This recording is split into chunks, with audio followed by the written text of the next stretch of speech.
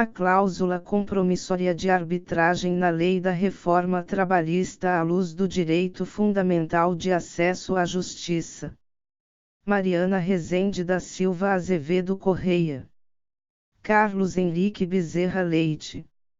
Ricardo Goretti Santos. Resumo: a reforma trabalhista, no Brasil, ocorrida em 2017, introduziu o art. 507-A da CLT, cujo texto admite a possibilidade do uso da arbitragem para solucionar determinados conflitos trabalhistas a partir da previsão de cláusula compromissória nos contratos individuais de trabalho. O dispositivo, entretanto, restringe a aludida cláusula aos contratos cuja remuneração seja superior a 2 vezes o limite máximo estabelecido para os benefícios do regime geral de previdência social. A redação da nova disposição gera dúvida quanto ao cabimento da arbitragem como medida alternativa para a resolução de conflitos trabalhistas, bem como a sua compatibilidade com o direito fundamental de acesso à justiça. A pesquisa busca atribuir resposta para o seguinte problema de pesquisa: a inserção da cláusula compromissória de arbitragem nos contratos individuais de trabalho, cuja remuneração seja superior a 2 vezes o teto previdenciário, é compatível com o direito fundamental de acesso à justiça. Neste contexto, busca verificar se o art. 507-A da CLT é compatível com preceitos constitucionais, notadamente o direito fundamental de acesso à justiça. O artigo admite a perspectiva dedutiva e dialética e o emprego de técnicas de pesquisa bibliográficas, tendo como teoria de base a doutrina de Carlos Henrique Bezerra Leite, no que tange à compreensão dos possíveis efeitos da reforma trabalhista no direito do trabalho, e a lição de Ricardo Goretti Santos acerca dos limites e possibilidades de utilização de métodos alternativos ao processo judicial, para a gestão de conflitos de diferentes naturezas. Ao final, atribui-se resposta negativa para o problema de pesquisa. Introdução.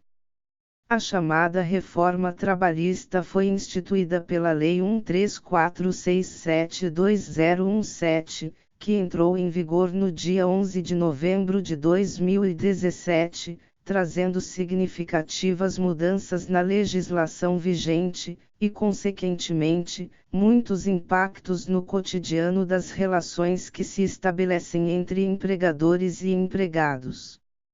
Um dos dispositivos mais controvertidos da reforma é o art. 507-A da Consolidação das Leis Trabalhistas, CLT, que permite que seja pactuada a inclusão de cláusula compromissória de arbitragem nos contratos individuais de trabalho firmados com trabalhadores com remuneração mensal superior a 2 vezes o limite máximo estabelecido para os benefícios do regime geral de previdência social, o que equivale ao valor aproximado a R$ 11.000. O presente estudo tem por objetivo verificar se o art. 507-A da CLT é compatível com preceitos constitucionais, notadamente o direito fundamental de acesso à justiça. Busca, portanto, atribuir resposta ao seguinte problema de pesquisa: a inserção da cláusula compromissória de arbitragem nos contratos individuais de trabalho, cuja remuneração seja superior a 2 vezes o teto previdenciário, é compatível com o direito fundamental de acesso à justiça. A atribuição de uma resposta ao referido problema passa pela construção de ponderações e reflexões, a partir da metodologia dedutiva e dialética, que foram distribuídas em quatro etapas de desenvolvimento. O item 1 foi dedicado à delimitação de um conceito de acesso à justiça alinhado com a temática em estudo. O item 2 foi voltado para a abordagem do Instituto da Arbitragem como via de efetivação do direito fundamental de acesso à justiça. Nesta oportunidade, foram analisadas questões importantes como os limites impostos à sua instituição e particularidades da convenção arbitral. O item 3 foi destinado à análise da constitucionalidade da utilização da arbitragem na resolução de conflitos de natureza trabalhista, considerando particularidades importantes das relações de emprego como a condição de vulnerabilidade e subordinação do empregado. Finalmente, foram apresentadas as conclusões. 1. Acesso à justiça. Atribuição de sentido. O direito fundamental de acesso à justiça, tal como parte majoritária da doutrina apresenta, está positivado no inciso XXXV, do art. 5º da Constituição Federal de 1988, que estabelece a lei não excluirá da apreciação do Poder Judiciário lesão ou ameaça de direito. No plano internacional, destaca-se a previsão do art. 8º da Declaração Universal dos Direitos Humanos, que assegura: todo ser humano tem direito a receber dos tribunais nacionais competentes remédio efetivo para os atos que violem os direitos fundamentais ou lhes sejam reconhecidos pela Constituição ou pela lei. Uma análise gramatical dos referidos dispositivos tende a induzir o intérprete a condicionar a efetivação deste direito à provocação da tutela jurisdicional mediante ajuizamento da ação ou oferecimento de defesa. Essa interpretação revela aquilo que Bezerra Leite, 2010, p. 153, define como sentido restrito de acesso à justiça, limitado ao exercício da tutela jurisdicional. Uma das características essenciais da jurisdição é o seu caráter secundário. A jurisdição é um poder, dever e função estatal que deve ser exercido, em regra, mediante provocação do interessado na obtenção de um provimento que lhe proporcione o reconhecimento ou a garantia de direitos violados ou ameaçados de lesão. Todo o aparato estatal estruturado no âmbito do Poder Judiciário para dar cumprimento a este objetivo foi concebido com o objetivo de tutelar conflitos que não possam ser geridos de forma não adversarial. A propósito, a solução pacífica dos conflitos é o princípio que rege a República Federativa do Brasil nas suas relações internacionais, nos termos do art. 4º, 7ª, da CF/88. E a construção de uma sociedade justa é um objetivo da República, tal como nos mostra o art. 3º, e da Constituição. Justiça é uma palavra que não pode ser compreendida, apenas, como sinônimo de poder judiciário. Trata-se de um valor que pode e deve ser consagrado por vias plurais de efetivação, como o processo judicial e, também, a arbitragem, a conciliação, a mediação, o processamento perante serventias extrajudiciais, a orientação jurídica, dentre outros meios possíveis para se obter o acesso à justiça. Considerando a justiça como um valor social, Ricardo Goretti Santos, 2016, p. 57, sustentou que o resultado justo é considerado como virtude, fundamento ético de igualdade ou equidade, passível de ser consagrado por vias judiciais ou extrajudiciais. Há ainda o sentido integral de acesso à justiça, em que não se resume apenas como a teoria dos direitos fundamentais, mas também, com os escopos jurídicos, políticos e sociais do processo. Leite, 2010, p. 153.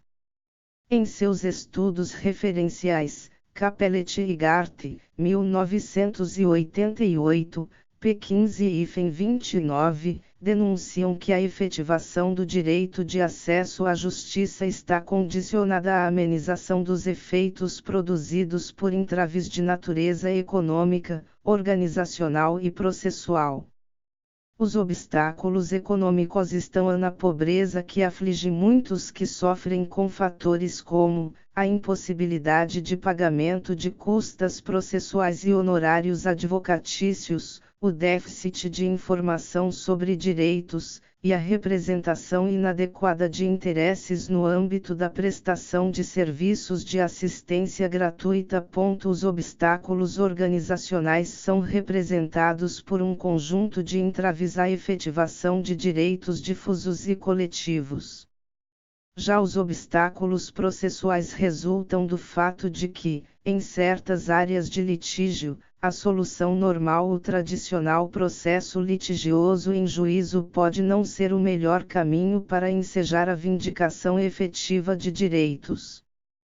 Capelletti, 1994, p. 87. A amenização dos efeitos produzidos pelos obstáculos de natureza processual passa, basicamente, pela tomada de medidas de simplificação processual e de difusão de vias alternativas ao processo judicial, como a arbitragem, a mediação, a conciliação e a negociação. Soma-se a esses três obstáculos a cultura da gestão inadequada de conflitos, compreendida como o conjunto de comportamentos adquiridos e reproduzidos por profissionais do direito, que os levam a fazer uso aleatório de métodos e técnicas de prevenção e resolução de conflitos, sem maiores preocupações com as particularidades do caso concreto. Goretti, 2019, p. 25. Essa cultura, defende Ricardo Goretti, resulta da conjugação de três fatores fortemente presentes na prática jurídica: o despreparo de muitos profissionais do direito para realizar diagnóstico do conflito, para efeito de identificação das particularidades do caso concreto, a não utilização de critérios racionais e objetivos para a escolha do método mais adequado, e a limitação técnica de muitos profissionais para a aplicação de métodos alternativos ao processo judicial, ainda marginalizados no âmbito do ensino jurídico brasileiro. Nesse sentido, entendemos que mais importante do que a garantia do direito de ajuizar uma ação ou oferecer uma defesa processual é o resultado proporcionado por algum tipo de tutela, jurisdicional, ou prestação, extrajudicial, efetiva, que pacifique o conflito, tempestiva, que se realize em prazo razoável, e adequada, que atenda às particularidades do caso concreto. Esse entendimento nos leva a definir o acesso à justiça como o direito fundamental a uma tutela ou prestação adequada, efetiva e tempestiva, passível de ser efetivado por vias plurais, como a arbitragem, que será analisada na sequência. 2. A arbitragem como via de efetivação do acesso à justiça no Brasil. Ainda há muita resistência quanto ao cabimento de métodos alternativos ao processo judicial para a solução de conflitos trabalhistas que envolvam direitos de natureza individual. A resistência que se revela mais forte em matéria de arbitragem está, basicamente, sustentada em três fatores: a condição de hipossuficiência do empregado, a indisponibilidade dos direitos individuais do trabalhador e o caráter protetivo do direito do trabalho. Santos, Bezerra Leite, 2016, p. 159. A arbitragem é um mecanismo extrajudicial e heterocompositivo de resolução de conflitos no qual, por meio de convenção privada, pessoas físicas capazes ou jurídicas estipulam um ou mais árbitros, que recebem o encargo de decidir e pacificar um conflito de interesses que envolvam direitos patrimoniais disponíveis. O que move a arbitragem é a autonomia da vontade daqueles que optam por convencioná-la, mediante cláusula arbitral ou compromisso arbitral. Na lição de Carlos Alberto Carmona, 2004, p. 33, a arbitragem é definida como técnica para a solução de controvérsias através da intervenção de uma ou mais pessoas que recebem seus poderes de uma convenção privada, decidindo com base nesta convenção sem intervenção do Estado, sendo a decisão destinada a assumir eficácia de sentença judicial. A sentença arbitral, de acordo com o art. 515, 7ª, Código de Processo Civil, possui força de sentença judicial, visto que é um título executivo judicial. Dentre as vantagens da arbitragem, podemos destacar a possibilidade de se nomear um árbitro especializado na matéria objeto do conflito, b. a celeridade do procedimento arbitral, que pode tramitar em tempo estipulado pelas próprias partes, c. a irrecorribilidade da sentença arbitral, afastando a incidência da morosidade, d. a informalidade, que permite uma melhor adequação procedimental às particularidades do caso concreto, e a confidencialidade, que preserva as partes dos efeitos que a publicidade do processo judicial em regra proporciona. 3. Constitucionalidade da arbitragem em matéria trabalhista. O Supremo Tribunal Federal já firmou o entendimento sobre a constitucionalidade da Lei da Arbitragem. 3. Lei de Arbitragem, L 9.307/96. Constitucionalidade, em tese, do juízo arbitral, discussão incidental da constitucionalidade de vários dos tópicos da nova lei, especialmente acerca da compatibilidade, ou não, entre a execução judicial específica para a solução de futuros conflitos da cláusula compromissória e a garantia constitucional da universalidade da jurisdição do Poder Judiciário, cf. art. 5º, XXXV. Constitucionalidade declarada pelo plenário, considerando o tribunal, por maioria de votos, que a manifestação de vontade da parte na cláusula compromissória, quando da celebração do contrato, e a permissão legal dada ao juiz para que substitua a vontade da parte recalcitrante em firmar o compromisso não ofendem o artigo 5º, XXXV, da CF. C. 5206-AGR, relator, a mim. Sepúlveda pertence, Tribunal Pleno, julgado em 12 de dezembro de 2001, DJ 30 de abril de 2004, pp 00059 Emenvol 02149 06 pp 00958, grifo nosso. As pessoas físicas e jurídicas que optam pela utilização da arbitragem devem respeitar os ditames da Lei 930719996, dentre os quais o art. 1º, que traz os requisitos da capacidade das partes e da limitação aos conflitos que envolvam direitos de natureza disponível. Direitos patrimoniais disponíveis são os direitos suscetíveis de serem avaliados em dinheiro, isto é, aqueles em que é possível se atribuir valoração econômica, expressão monetária, Cassar, 2018, p. 209. Esses direitos podem ser alienados e negociados a partir da plena capacidade jurídica de seu agente, pois atuam no plano individual. Logo, compreende-se que, de acordo com o art. 1º da Lei nº 9.307/96, não serão passíveis de convenção de arbitragem os direitos indisponíveis, sendo estes, direitos tutelados pelo Estado pois protegem interesses públicos. Por consequência, não se pode dirimir litígios por meio de arbitragem que versem, por exemplo, sobre direito à vida, liberdade, propriedade, etc.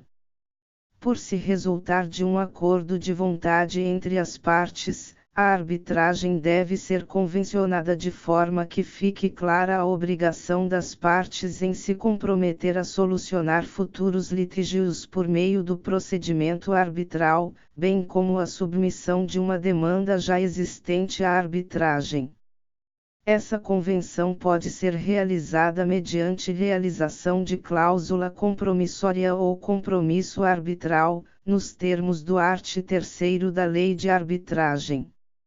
A convenção por meio de cláusula compromissória se dá quando as partes se submetem ao procedimento arbitral um litígio futuro, demandas que possam surgir ao longo do cumprimento do contrato, tal como disposto no artigo 4º da Lei 9.307/96. Já o compromisso arbitral é estipulado após o surgimento do conflito, nos termos do art. 9. Ao convencionar a arbitragem, as partes afastam a competência da jurisdição estatal para a resolução de conflitos que possam vir a surgir ou que já tenham surgido. Nesse sentido, registra-se a seguinte previsão do art. 485, 7ª do Código de Processo Civil: o juiz não resolverá o mérito quando acolher a alegação de existência de convenção de arbitragem ou quando o juízo arbitral reconhecer sua competência. Na sequência analisaremos a convenção da arbitragem por meio de cláusula compromissória em matéria específica de direito de trabalho sob a ótica dos doutrinadores que exploram o campo da arbitragem. 4. Arbitragem aplicada em matéria de direito do trabalho. Antes de adentrar neste tópico é indispensável esclarecer que, no que tange às relações jurídicas trabalhistas, as demandas podem ser a. Dissídios coletivos ou b. Dissídios individuais. Os dissídios coletivos possuem previsão constitucional para serem solucionados a partir do procedimento arbitral, se assim convier às partes, tal como dispõe o art. 114, 1 graus e segundo, cf/88, sobre o tema, encontrasse suporte na jurisprudência, diante do fato que, enquanto nos dissídios individuais trabalhistas há imensa notável incompatibilidade entre a arbitragem e os princípios norteadores do direito individual do trabalho, no que se refere aos dissídios coletivos, há a compreensão de que no conflito coletivo o empregado está devidamente representado por seu sindicato de classe, de modo a compensar a hipossuficiência típica da relação de emprego, proporcionando um equilíbrio entre as partes. TRT2 Reg. Rons. Processo 02730.2009.065.02.00 Quarta T. J. 18 de novembro de 2004, Rio. Juiz Paulo Sérgio Jacutis. Já para os conflitos individuais, há duas correntes sobre o tema: de um lado aqueles que propõem a possibilidade de se aplicar a arbitragem em dissídios individuais trabalhistas, do outro, os que distanciam o procedimento arbitral das disputas supracitadas. Enquanto aquele se apoia no princípio da autonomia da vontade das partes, este se solidifica em razão dos princípios da irrenunciabilidade e indisponibilidade dos direitos garantidos pela consolidação das leis trabalhistas CLT, bem como na possível condição de subordinação e inferioridade do empregado em relação ao empregador. A observância do princípio da indisponibilidade no âmbito do direito material e processual do trabalho resulta de dois fatores: o interesse social subjacente ao exercício da atividade jurisdicional em matéria trabalhista e, especialmente, a ampla gama de normas de ordem pública que regem o direito material do trabalho. Santos, Bezerra Leite, 2016. p. 159. A jurisprudência dominante leva-nos a crer que, diante dos direitos indisponíveis, o que prevalece é o fato de se dirigirem à ordem pública, devendo prevalecer o caráter social ante os interesses das partes da disputa trabalhista. Em concordância, como já citado no tópico 2.2 desta construção, temos o entendimento doutrinário de que há um momento, depois do fim da relação jurídica trabalhista, em que os direitos passariam a ser patrimoniais e disponíveis, devido à natureza indenizatória. Neste ponto, há de se entender que a modificação da ótica sob a qual observamos os direitos se dá pelo motivo destes já terem sido adquiridos, art. 5º, inciso SV, cf/88, logo, diante da disputa enfrentada, os direitos podem ser objeto de transação. Por força da irrenunciabilidade dos direitos assegurados pela CLT, não pode haver a renúncia nos contratos de trabalho de direitos já adquiridos, como a remuneração salarial, a carga horária limitada e o período de férias, tal como expõe o art. 9, do Código supracitado. Todavia, um ponto a se destacar aqui é a questão inquestionável da vulnerabilidade do empregado ante ao empregador no momento da contratação.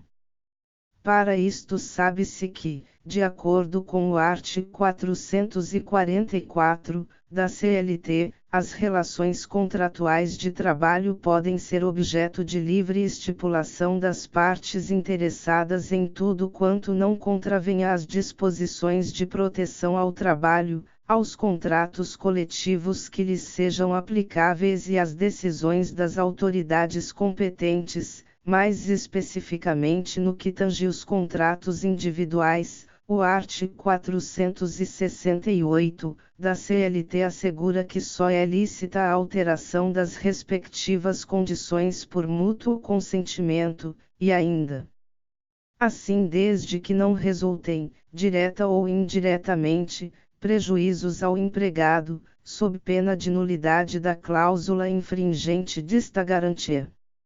Sendo assim, o empregador tem tutelado os direitos já adquiridos, bem como a proteção contra qualquer vício contratual que possa ser provocado pelo empregador, com alterações que fossem desfavoráveis ao trabalhador, tal como propõe o princípio trabalhista da inalterabilidade contratual lesiva.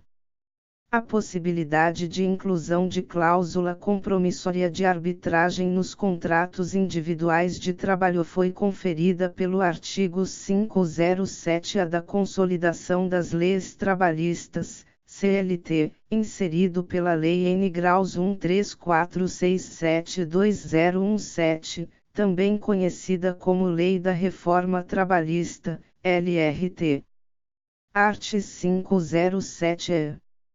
Nos contratos individuais de trabalho cuja remuneração seja superior a 2 vezes o limite máximo estabelecido para os benefícios do regime geral de previdência social, poderá ser pactuada cláusula compromissória de arbitragem, desde que por iniciativa do empregado ou mediante a sua concordância expressa, nos termos previstos na Lei No. 9.307, de 23 de setembro de 1996. Em análise do dispositivo constitui-se que, ao autorizar a instituição da arbitragem como medida alternativa para solucionar dissídios individuais trabalhistas, se faz necessário o cumprimento de duas premissas: a remuneração do empregado deve ser superior a 2 vezes o limite máximo estabelecido para os benefícios do regime geral da Previdência Social, e b. poderá ser pactuada cláusula compromissória de arbitragem, desde que por iniciativa do empregado ou mediante sua concordância expressa. Nos termos previstos em lei. Sobre o primeiro requisito, Márcio Yoshida, 2017, p. 59, chama a atenção para o fato de que apenas uma parcela mínima de trabalhadores poderá fazer a opção da instituição da arbitragem, bem como poderá existir um vício de consentimento decorrente da hipossuficiência do trabalhador, motivo pelo qual poderia tornar inválida a celebração da cláusula arbitral. O que se contrapõe aqui é o fato de que, mesmo diante da indisponibilidade dos direitos trabalhistas, o legislador optou por ultrapassar o princípio e garantir aos empregados regulado de acordo com o critério econômico interposto no artigo 507-A da CLT a possibilidade de se convencionar a arbitragem por meio de cláusula compromissória. Logo, há uma rejeição ao art. 1º da Lei N. Graus 9.307/96, que especifica a convenção de arbitragem apenas para direitos patrimoniais disponíveis. Nesse sentido, Vole a Cassar, 2018, p. 221, elucida que a liberdade na autonomia da vontade não pode ser compreendida, no que concerne ao direito do trabalho, da mesma maneira que é aplicada no direito civil. Isso decorre da natureza do objeto do direito do trabalho, que consiste na relação de trabalho que possui como partes o empregador e o empregado, de forma que este último assume uma posição de vulnerabilidade inerente à relação de trabalho, e principalmente, independente da remuneração correspondente. O preocupante é o ato do empregado, seja ele autoempregado ou baixo, de se submeter às cláusulas impostas pelo empregador por medo do desemprego, e na admissão ou na percepção do contrato, ter lesado seu direito de acesso à justiça. No que tange ao segundo tópico, sobre o qual se evidencia a expressão desde que por iniciativa do empregado ou mediante sua concordância expressa, a doutrina juslaboralista chama a atenção para a questão da vulnerabilidade do trabalhador e da condição de subordinação que este se encontra para assinar o contrato de trabalho. Carlos Henrique Bezerra Leite sintetiza a expressão subordinação a partir das várias teorias. A que nos cabe aqui é a subordinação jurídica, ou seja, quando a subordinação incide sobre a sua atividade e não sobre a sua pessoa. Subordinação é, pois, o objeto do contrato de trabalho. É a limitação à autonomia do empregado. Bezerra Leite, 2018, p. 183. Sobre a subordinação jurídica, Maurício Delgado, 2007, p. 36 e 37, apresenta a subordinação objetiva, uma noção que foi ampliada pelo direito do trabalho que retrata que a subordinação entendida como uma relação jurídica em que o empregado se encontra em condição de cumprir as intensar ordens estipuladas que são oriundas do poder de seu empregador pode ser superada a partir da redução da importância da necessidade e intensidade que o empregador tem em dar ordens ao empregado, substituindo esse critério pela compreensão de que isto faz parte e está integrado aos objetivos empresariais. Diante da condição de vulnerabilidade do trabalhador, apesar das vantagens já analisadas no item 2. Deste artigo que a arbitragem pode oferecer para as partes como um método alternativo para solucionar os conflitos, no que diz respeito ao direito individual do trabalho, a característica evidente da relação entre empregador e empregado é de hipossuficiência e vulnerabilidade. Neste caso, os polos da relação jurídica possuem grande divergência e desequilíbrio, sendo inclusive uma preocupação. Pois é preciso fazer valer os princípios jurídicos que vigoram no direito do trabalho e no direito civil brasileiro. Direcionado ao artigo 507-A da Consolidação das Reformas Trabalhistas, mediante a apresentação dos argumentos contrários ao uso da arbitragem para solucionar demandas individuais trabalhistas, sendo pelo desrespeito à lei da arbitragem, seja pela compreensão de que o trabalhador se encontra em posição inferior e se subordinação e vulnerabilidade em relação ao empregado, não exercendo portanto, uma vontade sem vícios. Maurício Godinho Delgado, 2018, P1732, faz o apontamento de que não há de ser legítimo um dispositivo normativo que se sobressaia em detrimento da Constituição da República, pois diante da relação jurídica de intenso desequilíbrio entre empregador e empregado, o legislador que confere maiores poderes ao polo mais sólido da relação empregatícia-empregador, e negligenciar a vulnerabilidade, subordinação e hipossuficiência do trabalhador, estão sendo violados princípios constitucionais e fundamentais que regem nosso Estado democrático de direito. Conclusão.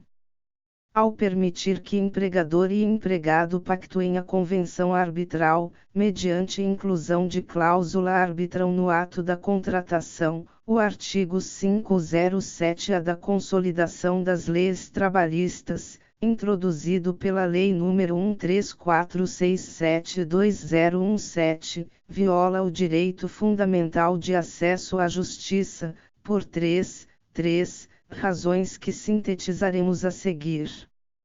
A primeira, diz respeito à forma de convenção da arbitragem, visto que, apesar de concluir que a lei de arbitragem não é inconstitucional ao passo de violar o art. 5º, XXXV, compreende-se que a discordância está na forma como a consolidação das leis trabalhistas regulamenta a convenção da arbitragem. A segunda razão confere ênfase aos requisitos impostos pelo art. 507-A que violam o acesso à justiça, pois a garantia de acesso à justiça se dá não apenas pela tutela de direitos e dos interesses das partes em conflito, mas também pela efetiva ação do sistema jurídico como um todo, que busque encontrar o método que seja mais adequado para encontrar soluções que se adequem para cada caso concreto, sejam estas judiciais ou extrajudiciais. A partir do momento em que se tem a obrigatoriedade imposta pelo artigo 507 em dirimir conflitos individuais trabalhistas por meio da arbitragem, o empregado pode ser lesado em seu direito fundamental de acesso à justiça, pois a gestão do conflito por meio da arbitragem pode não ser a mais adequada. Com isso, não é uma garantia que a demanda será solucionada de forma segura, adequada, célere, efetiva e tempestiva, correndo o risco de, no decorrer do procedimento arbitral, não as particularidades do caso concreto analisados de forma adequada. Sobre os critérios para a convenção de arbitragem estabelecidos pela Lei de Arbitragem, é provado que asseguram direitos patrimoniais disponíveis, por conseguinte, as relações individuais de direito do trabalho são de natureza indisponível, logo, não se pode vincular a arbitragem como método para solucionar as demandas que versem sobre direitos individuais dos trabalhadores. A terceira razão se refere a três aspectos que divergem entre o artigo 507-A da CLT e os princípios do direito do trabalho. Se destaca aqui o vício que se encontra neste dispositivo diante da vulnerabilidade e condição de subordinação que rege a relação jurídica de empregador e empregado. Sobre isto, faço dois apontamentos. O critério econômico escolhido para limitar o acesso à convenção de cláusula arbitral não possui qualquer fundamento no ordenamento jurídico brasileiro, bem como na doutrina e jurisprudência. Logo, qual teria sido o parâmetro para escolher o valor de 2 vezes o teto previdenciário como ponto de partida para aderir à convenção, e por que, segunda, fica claro que o trabalhador que é remunerado a partir de 2 vezes o teto previdenciário, é tão vulnerável quanto o trabalhador que recebe abaixo do teto imposto, pois a condição de subordinação está vinculada à prestação de serviço, não à pessoa física, logo, ele continua sendo economicamente dependente do empregador. Terceira, em tempos de desemprego, os cargos de altos salários são os mais afetados, por isso, o medo do desemprego culmina na mitigação da livre autonomia da vontade do indivíduo no momento da contratação, o que torna a convenção arbitral inválida, pois além da capacidade da personalidade do indivíduo, é necessário que exista a livre manifestação da vontade. A partir do exposto, estas são as razões de atribuição de uma resposta negativa para o problema de pesquisa.